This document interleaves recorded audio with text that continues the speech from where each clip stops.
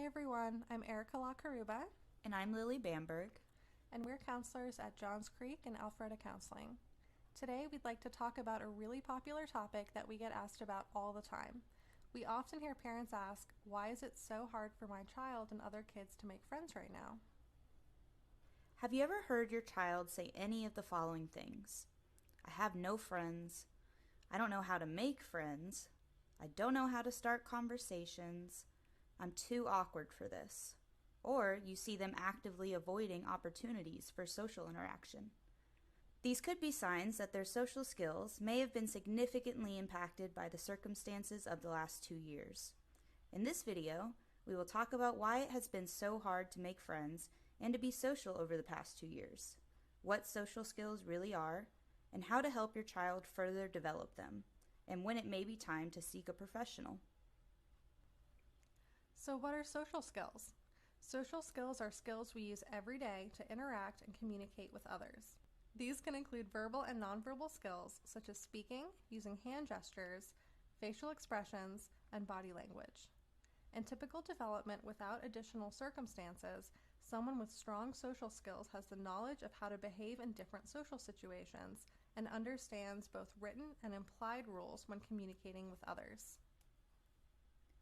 Erik Erikson, the creator of the psychosocial stages of development model, says that children in elementary, middle, and high school are in the stages 4 and 5 of development. Stage 4 of development occurs when children are in elementary school. Developmentally, the most important event for them is school, and the most ideal outcome from attending school is gaining confidence. In this stage, the child's peer group gains greater significance and becomes a major source of child's self-esteem.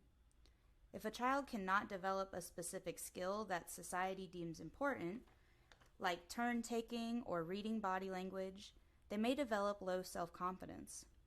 For elementary school kids who haven't been able to engage with many other kids socially over the past 2 years, they may have missed out on the ability to continue developing their social skills in this way, and, as a result, may struggle to appropriately interact with their peers upon returning to school and other social activities. According to Erikson, in stage 5 of development, middle and high school students search for a sense of self and personal identity. Developmentally, the most important events for them are social relationships, and the most ideal outcome from developing and maintaining those relationships is fidelity. Fidelity is the ability to commit oneself to others on the basis of accepting others, even when there may be differences in beliefs. If an adolescent isn't socially engaged and able to develop those social relationships, they may rely more heavily on social media and pop culture to form their sense of identity. In this stage, adolescents are seeking more independence, a sense of identity, and a sense of belonging in society. Returning to the social demands and expectations of a traditional school environment, after almost 2 years of virtual interactions, their sense of belonging may not exist, and social relationships may be harder to create and grow.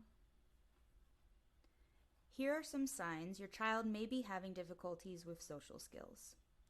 They may have poor eye contact, inability to take turns, unable to read different social cues, interrupting others, inability to start conversations, only talking about topics that interest them and not others, talking at someone versus engaging in a two-way conversation with someone, difficulties with commitment, decline in overall mental health and well-being, weak sense of self, and lack of confidence. Here are some tips to help fill in some of the developmental gaps and build your child's social skills. Playing or interacting with other kids their age, such as board games, neighborhood soccer games, or chess club at school. This will help them practice turn-taking, identifying shared interests, learning cooperation, and reading nonverbal cues. Helping the child identify, understand, and express their emotions and recognize emotions in others. Building on their strengths. For example, if their strength is humor, joining an improv club or acting group.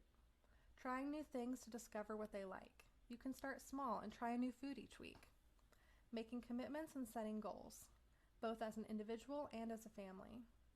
participating in activities with others related to mutual interests, avoiding excessive praise and reward, and encouraging efforts rather than outcome.